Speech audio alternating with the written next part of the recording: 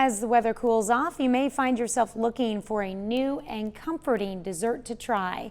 Today, Howard shares the perfect recipe for a sweet potato cake, one that your entire family will want a piece of in the Mr. Food Test Kitchen.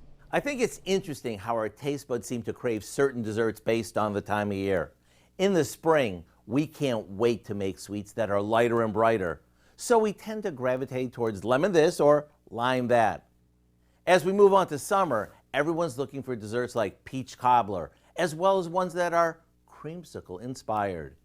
And now that it's fall, we're on a quest to find warm and cozy desserts, like this new cake that's made from a fall favorite, sweet potatoes. After beating together some sugar, eggs, oil, and vanilla, we add some flour that we combined with pumpkin pie spice, baking soda, and just a little salt.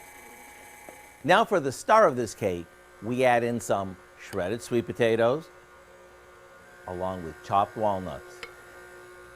The sweet potatoes not only give this a rich, nutty taste, but they also make our cake nice and moist. Plus, they're loaded with lots of vitamins and minerals. Now, all we do is bake it off, and once it's cooled, we finish it with a 4-ingredient homemade cream cheese frosting. And if you're wondering if this tastes as good as it looks, well, you can be the judge of that.